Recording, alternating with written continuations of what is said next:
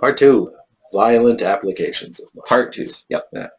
Should we rock, paper, scissors to see who goes first with their anecdote? We should rock, paper, scissors to see who goes first with their anecdote. In the same manner? More violently. Okay. I don't know what that's going to look like. Well, in the same manner in terms of 1, 2, 3, go? In terms of 1, 2, 3, go. Okay. And then we'll just see which comes out on top. Okay. Okay. 1, 2, 3, go. Ah! Dueling scissors. When yours was more violent, it technically wins. Oh, right for the joint. Yeah, totally. Yeah. Your scissors got all, bent. Yeah. Now they can't do anything. They can't do anything. So despite the fact that we both got scissors, I feel like your scissors still won. I agree. Yeah. Which is in perfect keeping with, I guess, the story I'm going to share. Mm-hmm.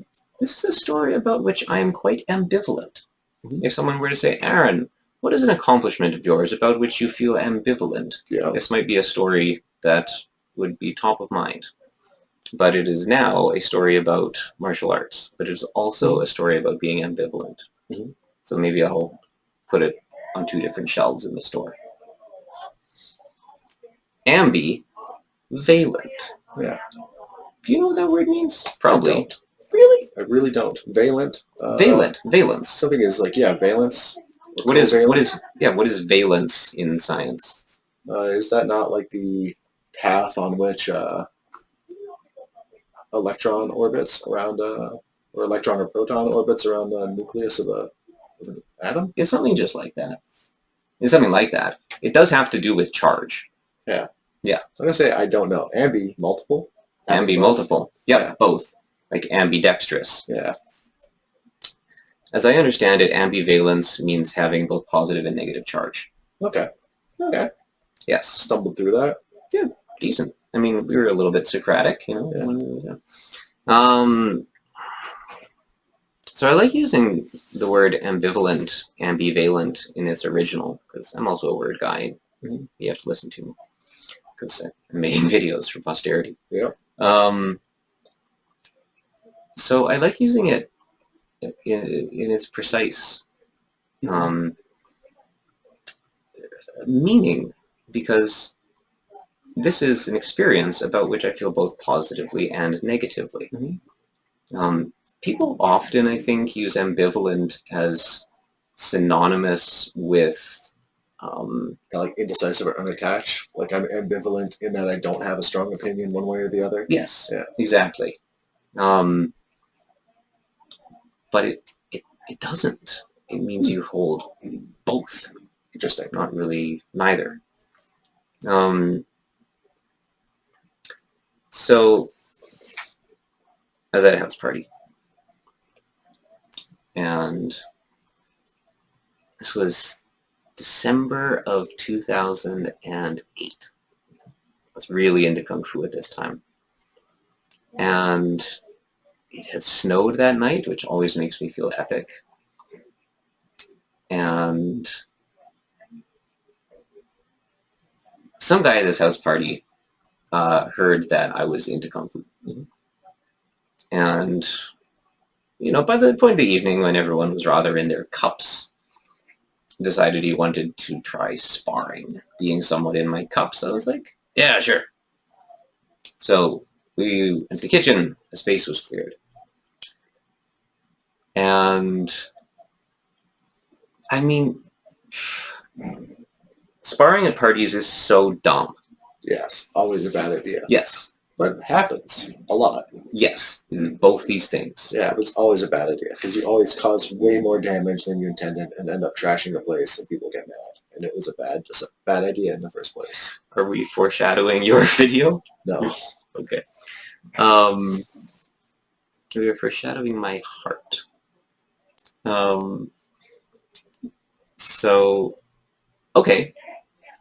And I never know how to spar at a party, because really the martial arts that I was taught were like either showy or really effective. And you can't really be showy at like a house party. It doesn't do anything. Yeah. I mean, for a couple seconds, people are like, oh, that guy trains. Yeah. And you don't want to be violent because you don't know this person. Totally. And there's no actual animosity, right? Yeah, absolutely. Yeah, there's no danger. There's no, so I'm, especially, I don't know how to performatively spar. So anyways, we performatively spar. And he rushes in, grabs me. He's a large, swarthy fellow. Doughy. And he picks me up and holds me upside down so that, here, if you lean, just lean toward me laterally like so. So we're kind of like so. Except he's standing upright and I'm upside down. And we're like this for a moment. And the crowd is like, oh, Aaron's done for. He's got him.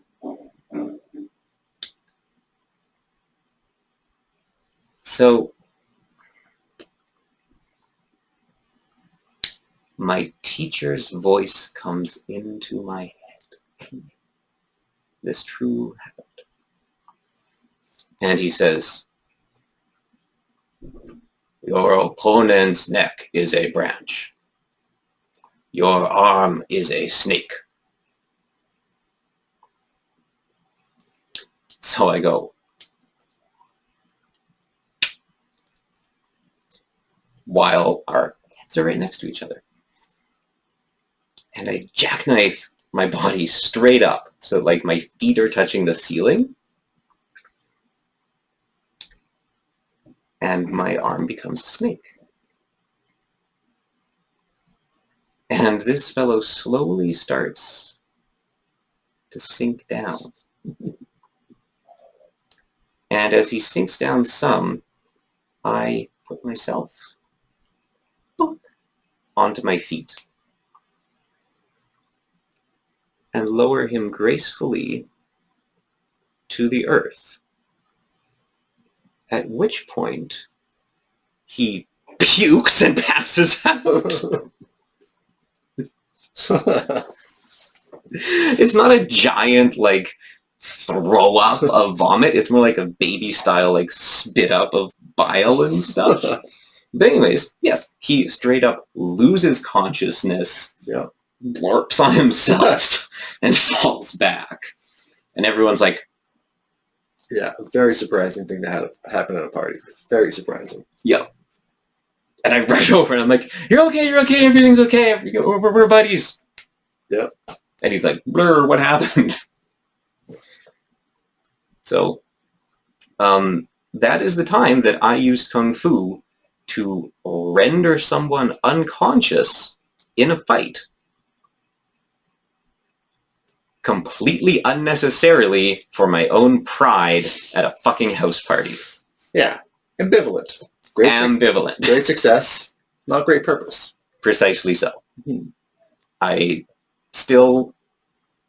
am perfectly content with the oil and water nature of that story. Absolutely. It's a good fucking salad dressing. Totally. And I'm happily serving it next to my Die Happy soup. Nice. Yep. For my success in Kung Fu story, I am not ambivalent. I feel totally fine about the details, although I will be loose with some of the details for reasons. But I was in a foreign city with a good friend and Kung Fu brother of mine, and we were out in the town drinking whiskey, as one does. Oh, it does. And very at my kind of at-home, forever martial art of Gonghua Bagua. You were rubbing your nose. Of Gonghua Bagua. It's just the Gonghua school of Bagua is mine. That's my forever home for martial arts. But we were wandering around the city, and we encountered a gang of dudes, and they asked us for directions. And then we gave them directions, even though we didn't really know the city. We didn't know where they were trying to go. Mm-hmm. And they then, in parting, effectively were like, thanks, and then expressed their desire to assault somebody at that particular location. It's like that's what they were going there to do, and they kind of walked away. Oh, wow. And I thought that I didn't feel particularly good about that. They telegraphed their intention to go do violence. Yes. Huh. Yeah, to go commit violence against somebody at this location. And yeah, I didn't feel good about that, walking away from that, and I didn't feel good about permitting that to go on, right? It was just like, fuck that. Fuck those guys. But I knew where they were going, and so I convinced my friend that we would head them off. And this is a dramatic story. yeah, so as a lead up, in Bagua, one of the things that you're always doing is like having a really firm connection to the ground on single feet, right? The stepping is really very much like a training in like how to be very effectively rooted at all times and how to use that root as your primary weapon, which does a couple of things, but one of the things that it really does that works for me is I have a body of like really short shoulder strikes that I do. So despite the fact that I'm big and long, I can hit really hard, really close up with just a shoulder strike, and that's kind of become like a signature of mine. I remember. So yeah, your shoulder strikes are oxen-like. Yeah, they can really hit, and one of the nice things is very often when you're in close range, they tend to hit like in the throat or the sternum in a way that displaces somebody and like it's a way to get hit. Unless you're real short like me, you would just... I'd hit you in the face. But so we walked around the corner, and because we were having whiskey drinks, my friend thought that we were going to like have words with these guys, and I said nothing to them, and I had my hands in my pockets, which really is nice because you can have your hands in your pockets and still hit somebody with your shoulders. And I just like hit one of the guys in the throat, and then they were super surprised, and there was like 3 of them, I think. There were more of them than there were us, and so I just sort of like started knocking them around the street, and they... Were you saying anything? Oh yes. Okay. Yes. I was saying really violent things that I intended to do to them. Got it. Yeah, just to kind of freak them out, right? Yeah. The other thing about a shoulder strike is your ears right in their or your mouth's right in their ear for a second. So you were giving them like a really intense barrage of violent energy. Yes. With my hands in my pockets, yes. Which is important. And then, they were defeated pretty obviously. One of them had... use that word. I was on like they were on a side... How many XP did you get? I got a few XP from it. Yeah, we were on like an incline, so I was on the bottom of the hill. So they're kind of... One of them had kind of circled around to like attack from the side, and he like ran down the hill at me in order to like shove me over. And then he, in so doing, because I was very rooted, he was not, threw himself back and fell down. And I was like, what do you have now? And, told them what my next intentions were to do. One of the interesting things about it is that the police were at the top of the road, and they were gesticulating wildly, and I had my hands in my pockets, so I appeared to be very calm, and they appeared to be like instigating a fight, even though I had definitely stopped it. By which you mean started? Oh, sorry, started it. I had absolutely started it, and knocked them all down. Their friends came and drug them away, and their friends were like, "What are you guys doing?" So on and so forth, and we explained precisely what their friends had said their intentions were to do. So they were definitely... It became obvious that they were villains in the situation, and went home and hopefully didn't do what they intended to do. So I'm not ambivalent about that at all. No. I felt completely justified in my actions, and only wish that I had probably caused more damage. So, yeah, that's Kung Fu to win a fight. That was right, proper, heroic use of martial arts. Yeah. You saved much potential harm. That was the goal. Yeah, and did it with real subtlety and yes. Yeah. While drinking whiskey is also how those things happen. But. Well, if Jackie Chan has taught us anything. Yeah, absolutely.